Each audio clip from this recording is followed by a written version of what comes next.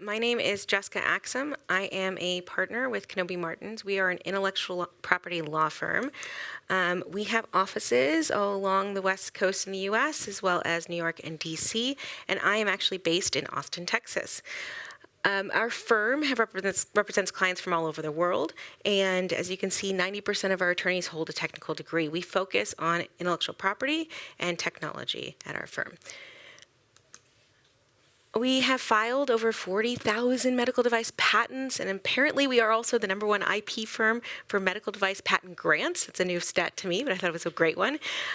Also, we have helped companies through financing and exits, and so that's kind of our practice is based on patent prosecution, but we also do a lot of diligence work and portfolio management generally for our clients in the US and internationally. So here's a few examples of some representative deals from our firm. My practice specifically is in the medical device space, and I work mostly in cardiovascular, orthopedics, diagnostics, and wound healing. I wanted to go over a few more details about kind of some updates of the Patent Office I thought were kind of interesting recently, and hopefully help with strategically planning your IP and your IP portfolio, especially for startups and companies going through financing. So one of the recent developments that might shape a little bit of what you do when you file a patent is with our new administration in the US, we have seen some changes in the Patent Office. We've seen some turnover in patent examiners, and we expect to possibly see some more turnover as new policies come into place. So because of that, we think it's really important to early on try to plan your strategic patent portfolio. And because of the slowdowns, we also think it could be helpful to utilize some expedited proceedings. This can be really important for startups. As you know, going through diligence and financing rounds, it can be important when you have your pitch deck that you are able to say that the key features that you're marketing within your pitch deck are also being pursued in patents or protected by patents. So to build this robust portfolio, we try to utilize, for example, the expedited track 1 option. So that helps with getting the patent through the Patent Office a little bit faster. Now, this is an additional cost to your patent application. So again, it's important to be strategic. Where are you going to use those IP funds and for which cases and how important they are? So we want to make sure we have a full IP strategy going forward. And again, these changes in the Patent Office make this even more important.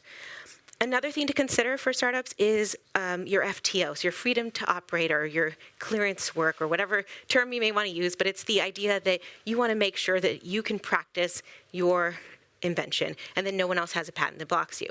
Now, this is an ongoing process. This isn't a one-time project. We tend to want to be monitoring that patent landscape around your product very carefully, especially for startups, because you don't want to have someone come in and have to deal with an infringement claim. So one of the really big changes in the Patent Office has been some of these post-grant proceedings and how these are being evaluated.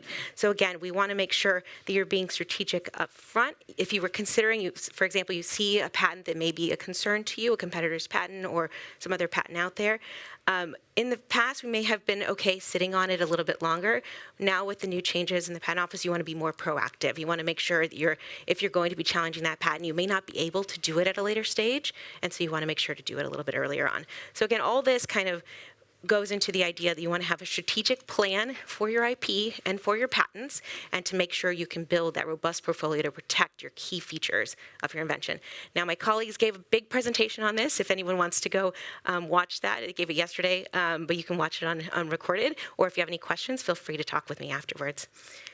And I think, oh, I do have 30 seconds. So I will show, I thought I was going to run out of time. I will show one more slide I have, which is, this is something we use. It's called Patent Bots, but we use other applications like this as well. But it helps us gear, for example, some of these turnovers and new examiners in the office. It helps us know how to use, again, those strategic patent funds and how best to use them. Here you can see this examiner is much more helpful with an interview. So we may put our money into an interview for this case, and in other examiners we may not do something like that. So these are just some tips and tricks that we use at the Patent Office for handling these new examiners and these changes.